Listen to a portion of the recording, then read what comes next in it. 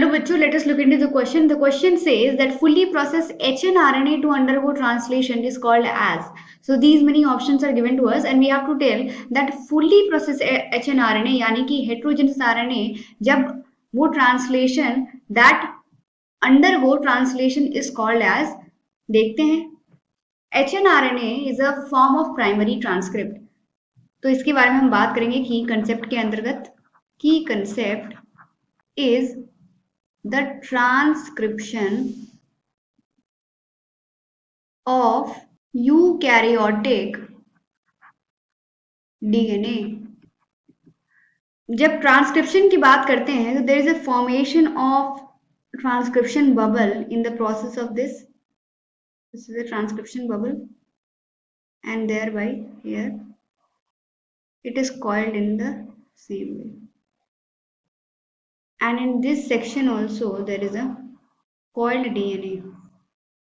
Okay, they are paired using hydrogen bond. So this is a bubble, transcription bubble. What we see that in this direction this is 3 prime and it is traversing to this is 5 prime, 3 prime and 5 prime. So the strand of DNA that has the polarity of 3 prime to 5 prime is called as template strand. Template strand, या तो इसे हम transcripted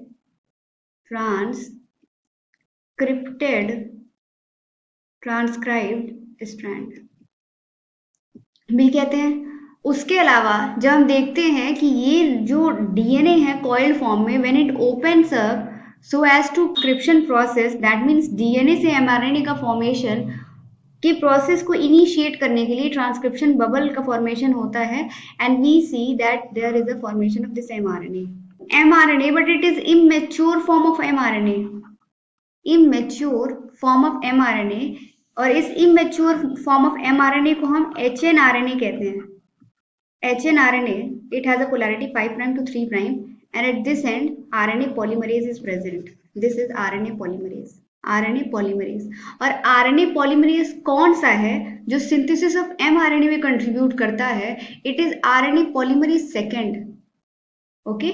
Now this hnRNA basically is a primary transcript 5 prime and 3 prime. hnRNA वो segment है of RNA जिसमें introns भी हैं.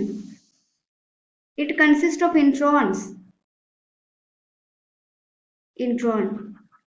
and these are the exonic sequences.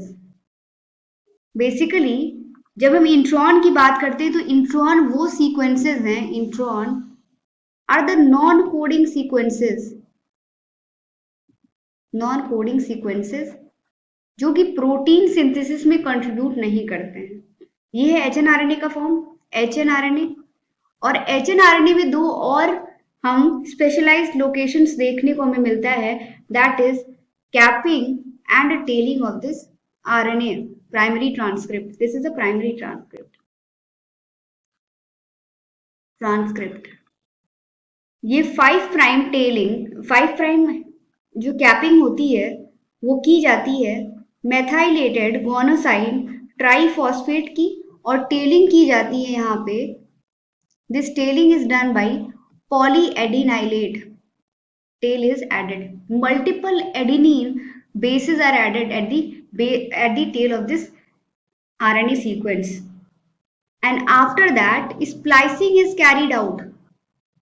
Splicing जिसके दौरान हमें mature mRNA obtain होता है. This is mature. And mature RNA basically जब यहाँ पे स्प्लाइसिंग होती है, यानी कि it talks about the removal of intron, right. And these are the intronic sequences जो कि लूप के फॉर्म में लूप फॉर्मेशन करते हैं, और ये इनका एक्सीजन हो जाता है। एक्सीजन यानी कि इनको कट करके हम सेपरेट आउट कर देते हैं और ये एक्सॉन का लाइगेशन हो जाता है और ये मैच्योर एमआरएनए का फॉर्मेशन कर लेते हैं, जिसमें प्रेजेंट रहता है कैप और tail. Along with that middle segment रहता है एक्सॉन या कोडिंग सीक्वेंसेस रहते हैं जो कि फर्दर कोड करते हैं। It codes for the protein. It codes for the protein. So this is the entire process, and fully processed hnRNA to undergo translation is called as mRNA. This is the correct answer. तो हम कह सकते हैं कि option A is the correct answer of this question. Hope you all understood. All the best.